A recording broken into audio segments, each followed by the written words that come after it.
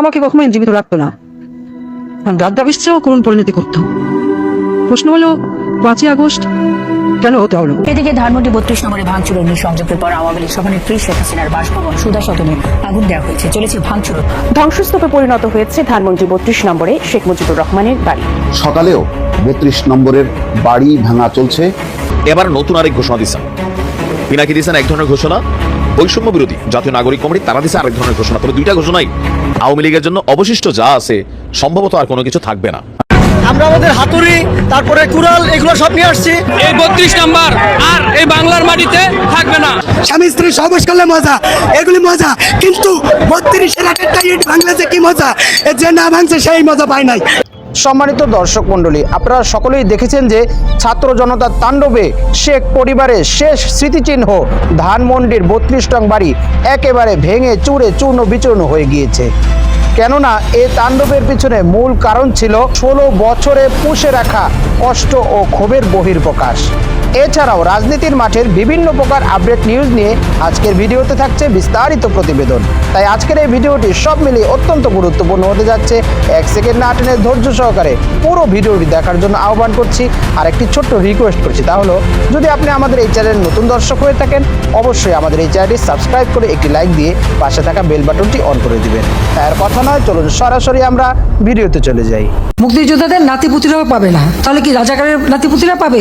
গত বছর কোটা সংস্কার আন্দোলনের সময় শেখ হাসিনার এক উদ্ধত মন্তব্যই তার ক্ষমতার পতনের ভিত্তি গড়ে দেয়। ছাত্র জনতার ন্যায্য দাবি শুনতে তো দূরের কথা, বরং তিনি তাচ্ছিল্যের সুরে বলেছিলেন, মুক্তিযোদ্ধাদের নাতিপুতিরাও পাবে না, তাহলে কি রাজাকারের নাতিপুতিরা চাকরি পাবে? এই একটি বাক্যই ক্ষুব্ধ করে তোলে দেশের শিক্ষিত তরুণ সমাজকে। চারদিক থেকে গর্জে ওঠে মিছিল, স্লোগান ওঠে তুমি কে আমি কে, রাজাকার রাজাকার। তরুণ প্রজন্ম তখন বুঝতে পারে এই সরকার সাধারণ মানুষের কণ্ঠ রোধ করে ন্যায়ের চেয়ে ক্ষমতার দম্ভকেই বেশি গুরুত্ব দেয়। এরপর ছাত্র জনতা ঐক্যবদ্ধ হয়, রাস্তায় নামে এবং সেই আন্দোলন ধাপে ধাপে পরিণত হয় এক গণবিপ্লবে, যার চূড়ান্ত পরিণতি ঘটে 2024 সালের ঐতিহাসিক অভ্যুত্থানে, যেখানে শেখ হাসিনার স্বৈর শাসনের অবসান ঘটে এবং তার অবৈধ সরকারের পতন হয়। কিন্তু ইতিহাস এখানেই থেমে থাকেনি।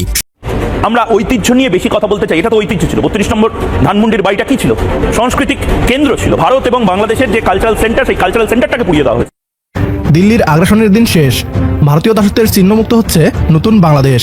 6 মাস আগেই ভারতীয় দাসত্বমুক্ত হয়েছে বাংলাদেশ। তবে বাংলাদেশে ভারতীয় দাসত্বের চিহ্ন থেকে গিয়েছিল। ছাত্র জনতা বুকের তাজা রক্ত দিয়ে সোনার বাংলাদেশকে ভারতীয় দাসত্বমুক্ত করতে সক্ষম হলেও এখনও হার মানেনি পরাজিত শক্তি। ভারত কলকাঠি নেড়ে চলেছে আবারও আমাদের দেশকে গোলামে পরিণত করতে। ভারত এবং ভারতের দোসররা ভেবেছিল ছাত্র জনতা দেশকে ভারতীয় দাসত্বমুক্ত করে ঘুমিয়ে গিয়েছে। এই সুযোগে ভারত বাংলাদেশ বিরোধী ষড়যন্ত্র করার পরিকল্পনা করে। তবে ছাত্র জনতা যে এখনও রাস্তা থেকে চলে যায়নি তা ভারতকে এবং ভারতীয় দোসরদের দেখিয়ে দিল। এবার বাংলাদেশে থাকা ভারতীয় দাসত্বের শেষ চিহ্নটিও গুড়িয়ে দিল বাংলাদেশের ছাত্র জনতা। তারা ধানমন্ডির 32 নম্বর বাড়িটি ভেঙে ফেলেছে। পশ্চিমবঙ্গের দাদারা কান্নাকাটি করে দাবি করছে ভারত এবং বাংলাদেশের সংস্কৃতির শেষ চিহ্নটিকেও মুছে দিয়েছে ইউনূস সরকার। নোয়াখালীতে এই মুহূর্তে ভাঙা হচ্ছে ওবায়দুল কাদেরের বাড়ি। দর্শক, নোয়াখালীতেও ভাঙা হচ্ছে ওবায়দুল কাদেরের বাড়ি। আরো জানাতে সেখান থেকে যুক্ত হচ্ছেন সুমন ভৌমিক। সুমন, সেখানকার সবশেষ খবর জানতে চাই।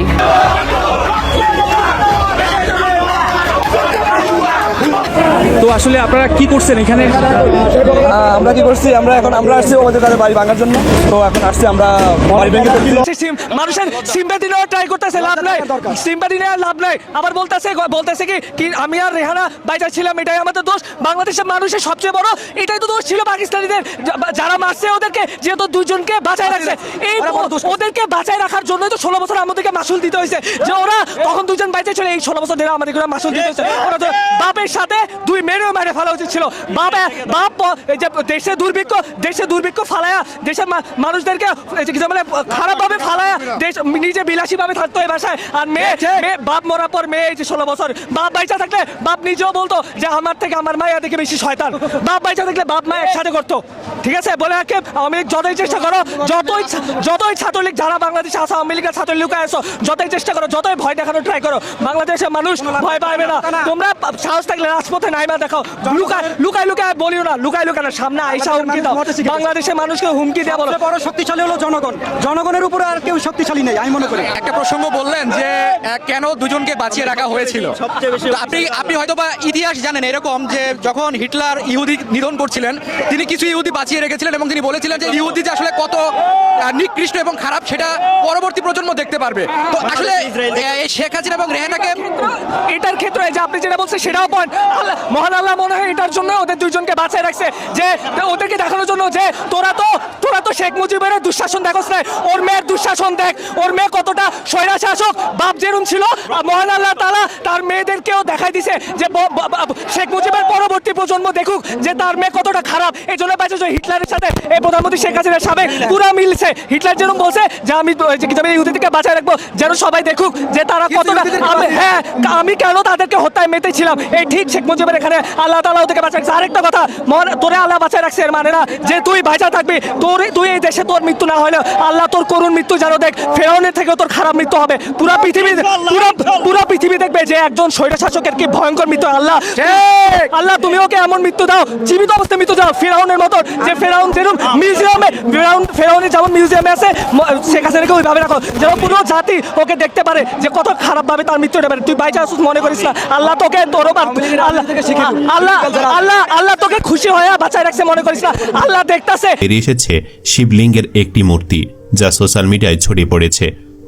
সম্মানিত দর্শক মণ্ডলী, আমরা সকলেই জানি যে শেখ হাসিনা 16টা বছর জোরপূর্বক একচেটিয়াভাবে ক্ষমতা দখল করে মানুষের উপর নির্বিকারে মানুষের উপর জুলুম, নির্যাতন, গুম এবং নিজের স্বৈর শাসকের যা কিছু ভূমিকা পালন করা দরকার সব কিছু মানুষের উপর সে চালিয়েছে নিজের ক্ষমতার গদি টিকিয়ে রাখার জন্য। কিন্তু স্বৈরাচারের শেষ পরিণতি কখনোই ভালো হয় না, যার কারণে 5ই আগস্টে 2024 সালের 5ই আগস্টে ছাত্র জনতার অভ্যুত্থানে তার পতন ঘটেছে এবং সে পালিয়ে যেতে বাধ্য হয়েছে। তার পতন ঘটেছে, সে পালিয়ে যেতে বাধ্য হয়েছে।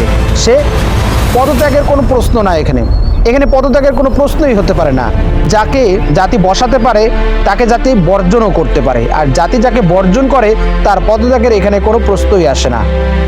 জনগণের ভোটে গণতান্ত্রিক দেশে সেই সরকার প্রধান হবেন যিনি জনগণের সমর্থিত, জনগণের ভোটে নির্বাচিত হয়ে ওই ক্ষমতার আসনে বসবেন। অপরদিকে আমরা দেখেছি ডক্টর মোহাম্মদ ইউনূসকে বিভিন্নভাবে প্রশ্নবিদ্ধ করার জন্য এক শ্রেণীর বিপদগামী লোকেরা দিন রাত্র তাদের অভিযান অব্যাহত রেখেছে এবং এরই মাঝে আমরা দেখেছি ছাত্র জনতার এক নতুন দলের অভ্যুদয় ঘটছে, যারা কিংস পার্টি নামে এই ফেব্রুয়ারি মাসেই তাদের দলের আত্মপ্রকাশ ঘটাবে। তাদের যে গণতান্ত্রিক, তাদের যে গঠনতন্ত্র সেটা জাতির সামনে পেশ করবে। ডক্টর মোহাম্মদ ইউনূসও চাচ্ছেন যেন বাংলাদেশ নতুন একটি দলের মুখ দেখতে পায়, যেন নতুন একটি দলের অভ্যুদয় ঘটে। কেননা এই 16টা বছর স্বৈরাচার শেখ হাসিনা কোনো প্রকার লিডারশিপ তৈরি হতে দেয়নি, কোনো প্রকার নেতা তৈরি হতে দেয়নি। যখনই কেউ মাথা উঁচু করে উঠতে চেয়েছে, যখনই কেউ সত্যের পক্ষ নিয়ে মিথ্যার বিরুদ্ধে দাঁড়িয়েছে, তাকেই তখন গুম করা হয়েছে, তাকে লাপাত্তা করে দেওয়া হয়েছে, তার সন্ধান আর কেউ খুঁজে পায়নি। এই জন্য 16টা বছর মানুষ কষ্টে দুঃখে চুপ করেছিল, আর সেই কষ্ট দুঃখের বহিঃপ্রকাশ ঘটেছে গণ অভ্যুত্থানের মাধ্যমে শেখ হাসিনার পতনের মধ্য দিয়ে। সম্মানিত দর্শক মণ্ডলী, সব মিলিয়ে আজকের ভিডিও আপনার কাছে কীরকম লাগলো অবশ্যই আজকের এই ভিডিও সম্পর্কে আপনার মূল্যবান মতটি আমাদের কমেন্টস বক্সে জানাবেন। আর আজকের এই ভিডিওটি যদি আপনার ভালো লেগে থাকে অবশ্যই আমাদের এই ভিডিওটি একটি লাইক দিয়ে সাবস্ক্রাইব করে পাশে থাকা বেল বাটনটি অন করে দিবেন এবং আমাদের এই ভিডিওটি বেশি বেশি শেয়ার করবেন। আজ এই পর্যন্তই, সকলে ভালো থাকবেন, সুস্থ থাকবেন, নিরাপদ থাকবেন এই আশা ব্যক্ত করে আজকের ভিডিও এখানেই শেষ করছি। আমিন ওয়া আখিরু দাওয়ানা আলহামদুলিল্লাহি রাব্বিল আলামিন। আসসালামু আলাইকুম ওয়া রাহমাতুল্লাহি ওয়া বারাকাতুহু।